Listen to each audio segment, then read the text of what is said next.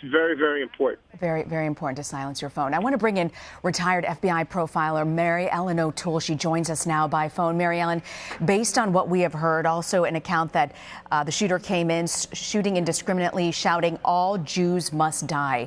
What strikes you about this? Well, a couple of things. That this was it had at least some planning, that the shooter would have known what this facility was and who would be there, that what the religious affiliation was, and that, again, that takes some research, even if it's a minimal amount, and that he went in there and shouted. He wasn't going in there quietly, so he wanted them to know what his feelings and attitudes were. So I think that certainly suggests part of the motivation for why he did that, and there certainly will be more additional motivation. And it also sounds like he went in with the intention for maximum lethality, and that term means to shoot and kill as many people as possible. Now, that will be confirmed once law enforcement speaks to the survivors to find out, did this individual walk around and shoot people? Did he just shoot particular people? But it sounds like it was initially it was indiscriminate. He just went in there to shoot people. But it is important from my perspective as a behavioral analyst to know how he did those shootings. I'm sorry, Marilyn. Yeah, how he did the shootings is important, which means if he ran in and he shouted that statement, but then did he walk around cool, calm, and collected as he's inside shooting people? And of course, it's very traumatic for the victims, but that tells me a lot about his thinking and his thinking strategically if he's cool, calm, and collected while he's in there.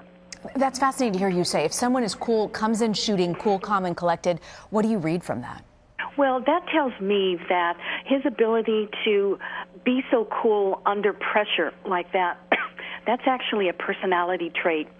And that says that when people start saying this person is crazy or this person is unstable, just his behavior inside that scene would say to me, no, he was not, because he was thinking so strategically.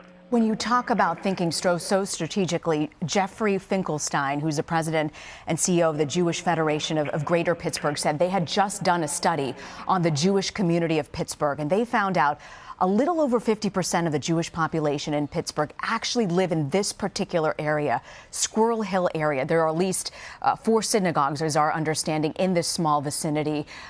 What does that tell you about why he targeted the synagogue? Well, certainly that would suggest that he might very well know that is the area where the synagogues are. And excuse me. Yeah, I know you're getting a sip of water, Mary Ellen. I'm just fascinated also what you're telling us about the profile of this man in this area.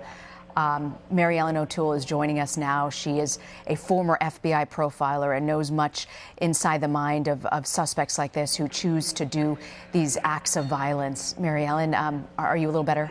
I am better. I'm sorry. Okay. No. My asthma is kicking up. Don't apologize.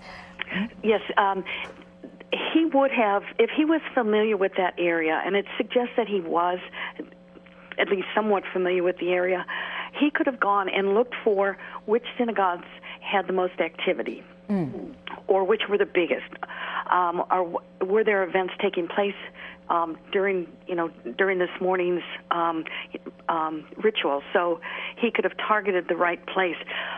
But what that also suggests is that he's been in this area before.